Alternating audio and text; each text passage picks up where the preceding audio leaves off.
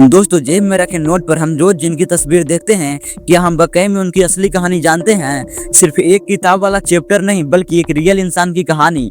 एक ऐसा लड़का जो बचपन में अंधेरे से डरता था, जो पढ़ाई में एवरेज था, लेकिन बड़ा होकर उसने दुनिया के सबसे बड़े साम्राज्य ब्रिटिश एम्पायर को बिना बंदूक उठाए घुटने टेकने पर मजबूर कर दिया।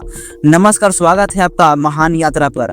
आज हम चलेंगे 1869 से 1948 के सफर पर और जानेंगे मोहनदास करमचंद गांधी से महात्मा बनने तक का पूरा सफर। कहानी शुरू होती है 2 अक्टूबर 1869 को गुजरात के पोरबंदर में। यहाँ दीवान करमचंद गांधी के घर उनके सबसे छोटे बेटे का जन्म हुआ, मोहनदास। अब आपको लगता होगा कि गांधी जी बचपन से ही बहुत महान रहे होंगे।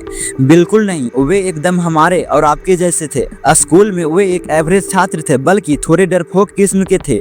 उन्हें भूत प्रेत और अंधेरे से बहुत डर लगता था। यहाँ तक कि जवानी की दहलीज पर उन्होंने वह सब गलतियाँ की जो आजकल के टीनेज लड़के करते हैं। चोरी छुपे मांस खाना, स्मोकिंग ट्राई करना। लेकिन गांधी जी में एक खास बात थी, सच बोलने की हिम्मत।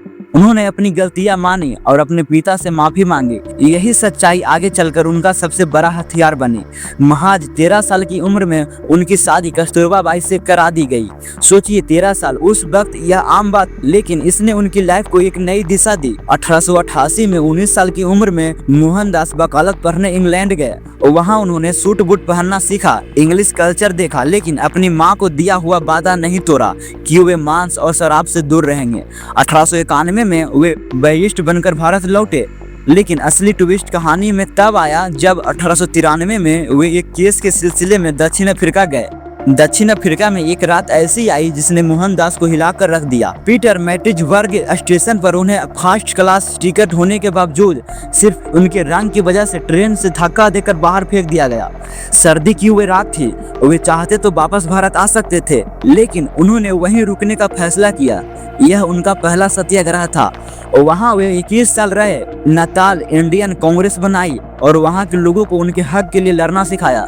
यही वह जगह थी जहां मोहन धीरे धीरे महात्मा बनने की प्रक्रिया में थे। जनवरी 1915 में गांधी जी भारत वापस आए, लेकिन उन्होंने तुरंत पॉलिटिक्स ज्वाइन नहीं की। उनके राजनीतिक गुरु गोपाल कृष्ण गोखले ने उन्हें एक सलाह दी, पहले पूरे भारत को घूमो, यहाँ के लोगों को समझो। उन्होंने ऐसा ही किया। उन्होंने सूट उतार दिया और आम भारतीय की तरह धोती पहनना शुरू किया ताकि वे गरीब किसानों का दर्द समझ सके। 1917 में बिहार के चंपारण में उन्होंने अपना पहला बड़ा एक्सपेरिमेंट किया नील की खेती करने वाले किसानों के लिए, और वे जीते। फिर खेड़ा, फिर अहमदाबाद मिल मजदूर। गांधी जी अब सिर्फ एक वकील नहीं, जन नेता बन चुके थे। लेकिन 1919 में कुछ ऐसा हुआ जिसने पूरे देश को झकझोर दिया, जलियांवाला बाग हत्याकांड। अंग्रेजों की इस क्रूरता ने गांधी जी को यह एहसास दिला दिया कि अब रिक्वेस्ट करने से काम नहीं चलेगा। 1920 में उन्होंने असहयोग आंदोलन नॉन कॉम्परेशन मूवमेंट शुरू किया। नारा सिंपल था, अंग्रेजी कपड़ों जलाओ, उनके स्कूल कॉलेज छोड़ो, अपना स्वदेशी अपनाओ। देश उनके साथ खड़ा हो गया। लेकिन दोस्तों, यहाँ गांधी जी के चरित्र का सबसे बड़ा टेस्ट हुआ। 1922 में जब चौरी चौरा में भीड़ ने पुलिस स्टेशन जला दिया तो गांधी जी ने पूरे आंदोलन को वापस ले लिया।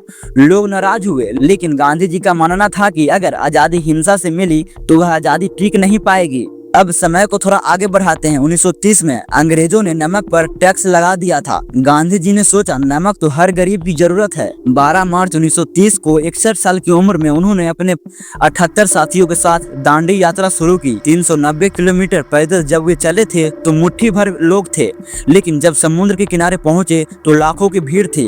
उन्होंने एक मुट्ठी नमक उठाया और अंग्रेजी कानून तोड़ दिया। इसके बाद आया 1942 का भारत छोड़ो आंदोलन, क्विट इंडिया मूवमेंट। इस बार गांधी जी का नारा साफ था, करो या मरो। अंग्रेजों को समझ आ गया था कि अब उनका भारत में टिकना नामुमकिन है।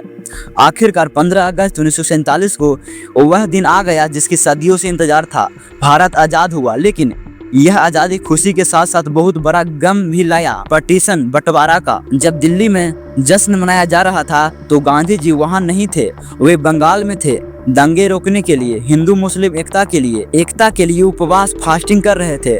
देश के टुकड़े होने का दर्द उन्हें अंदर से खाया जा रहा था। और फिर आया वह मनहूस दिन, 30 जनवरी 1948। शाम के 5:17 हो रहे थे। गांधी जी बिड़ला हाउस में प्रार्थना सभा के लिए जा रहे थे। तभी नाथूराम गोडसे उनके सामने आया, झुका और 3 गोलियां उनके सीने में उतार दी। उनके आखिरी शब्द थे, हे राम। वह शख्स जिसने पूरी जिंदगी अहिंसा की बात की, उनकी मौत हिंसा से हुई। इस घटना ने पूरी दुनिया को रुला दिया। अल्बर्ट आइंस्टीन ने कहा था, आने वाली नस्लों को यकीन नहीं होगा कि हार्ड मास का एक ऐसा इंसान कभी इस धरती पर चला था। दोस्तों, महात्मा गांधी परफेक्ट नहीं थे, उनसे भी गलतियां हुई, उन पर आज भी डिबेट्स होती है, लेकिन इस बात को कोई इनकार नहीं कर सकता। उन्होंने हमें सिखाया कि ताकत सिर्फ शरीर में नहीं, इच्छा शक्ति में होती है। उनका हथियार सत्याग्रह आज भी दुनिया भर में मार्टिन लूथर किंग और नेल्सन मंडेला जैसे लोगों को इंस्पायर करता है। आज की वीडियो से हमें क्या सीख मिलती है?